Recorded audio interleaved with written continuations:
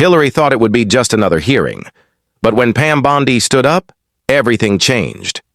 Within minutes, Bondi exposed the emails, the lies, and what really happened in Benghazi. The room went silent, and Hillary had no place left to hide. Stick around because the truth you've never heard comes out at the end. Nobody saw this coming. Not the media, not the public, and certainly not Hillary Clinton. It was supposed to be a routine appearance. Another closed-door session, another round of soft questions, another headline buried before it reached page 2. But this wasn't just another day in Washington. This was the National Tribunal for Accountability, and across from Hillary sat someone who had no interest in playing politics, Pam Bondi, dressed sharply in magenta and flanked by folders of meticulously documented records. Bondi didn't waste time with pleasantries. There was no small talk, no smiling for the cameras. From the moment she leaned forward and looked Clinton in the eyes, everyone in the room understood this was going to be different. Viewers from all over the country tuned in. What they expected was a political formality. What they got was the beginning of a showdown that would go viral in real time. Pam Bondi opened with a line that instantly silenced the room. "You deleted 33,000 emails. Why?"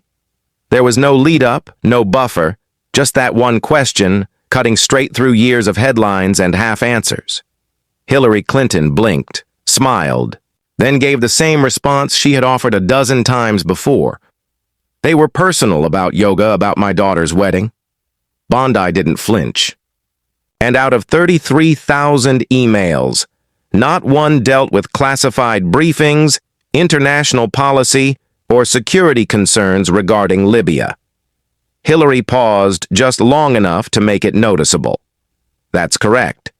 Bondi raised one document into the air. The screen behind her lit up with an excerpt from an internal memo marked confidential. It detailed a warning from Ambassador Stevens' team months before the Benghazi attack. The email was time-stamped. The server it was sent to Clinton's private address. Now the room started to shift. Senators leaned forward. The press gallery went quiet. "You received this," Bondi continued, "and yet no increase in security. No additional personnel, and 4 Americans died in that compound." Clinton's lips parted slightly as if to interrupt. But Bondi kept going. "You told the public it was caused by a protest over a video. Yet emails from your own staff the night of the attack, again sent to your private server, referred to it as a planned assault. Why mislead the American people?" Hillary leaned into the microphone. "Pam, with respect, I was following the intelligence available at the time." "Then why did your daughter get the truth before the American public did?" Bondi interrupted, displaying another email.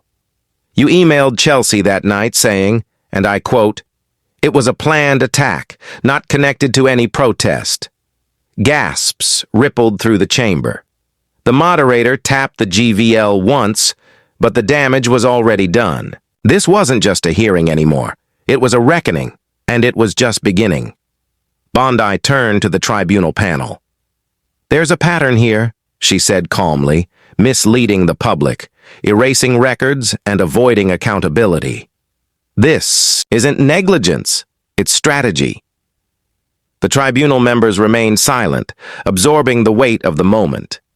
For years, questions had been asked in press briefings and cable interviews. But here, for the first time, the pieces were being laid out clearly, visibly, inescapably.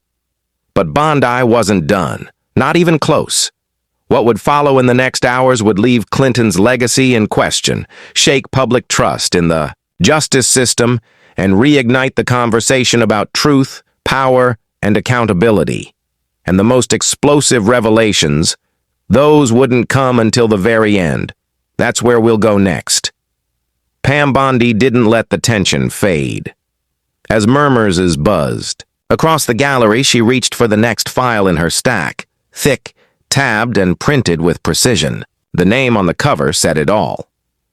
Unauthorized Communications, State Deputy. She lifted her eyes to Hillary Clinton. 33,000 emails. She repeated her tone, sharp but steady. And yet your legal team claims none of them contain classified material. Is that your position today? Clinton folded her hands together. Yes, that's what we determined. Bondi nodded once, calm, almost inviting. And who reviewed them? Who made that determination? My attorneys? They went through them all. Bondi didn't blink. So your lawyers, none of whom had security clearance, decided what should be handed over to the State Department and what should be permanently deleted. Clinton adjusted her microphone. They were instructed to follow protocol. That's not the question. For the first time, a flicker of discomfort crossed Hillary's face. Bondi flipped to page 22 of her file, then tapped her pen against a highlighted paragraph. This email, dated June 29, 2012, contains information about troop movements in Libya. It was marked confidential at the time of transmission that's classified under federal law, and it was sent directly to your private server. Clinton leaned forward. I never knowingly received or sent any material marked classified bond. I didn't miss a beat, but the law doesn't require knowingly, does it? The statute says gross negligence, which in plain English means being careless with sensitive information. A pause followed, a long one. Clinton sat back slightly. The panel members looked down at their copies of the same email. No one spoke. Bondi continued shifting the screen to a side-by-side comparison of redacted versus unredacted versions of Clinton's emails. Do you know how many of your emails had to be retroactively classified after the FBI recovered them? Clinton's tone flattened. A handful, 110, Bondi replied, and that's just the beginning. A slideshow began on the large screen beside her. One after another, the audience saw emails marked with subject lines like Benghazi, brief foreign contact, confidential Steele memo discussion, each with timestamps, each linked directly to Clinton's server. Then Bondi dropped the next blow. These weren't just mishandled communications. They were part of an intentional separation from government oversight. The server wasn't in a secure government facility. It was in your basement. Gas returned. Bondi didn't raise her voice. She didn't need to. Her calm tone was sharper than shouting. Madam Secretary, do you understand that what you didn't just violate protocol? It created a blind spot in national security. Clinton pushed back. With all due respect, the FBI concluded there was no intent and they didn't have all the emails. Bondi shot back because they were deleted. BleachBit was used to wipe the server. Devices were smashed with hammers, SIM cards removed. Why take such extreme steps if the content was just yoga and wedding plans? Silence. That question hung in the air like smoke. The moderator cleared his throat, but said nothing. Cameras zoomed in on Bondi's face, composed and unshaken. Across the nation, millions were watching. Some were stunned, others nodded, finally hearing the questions they had waited years to see answered. But this wasn't just about the emails anymore.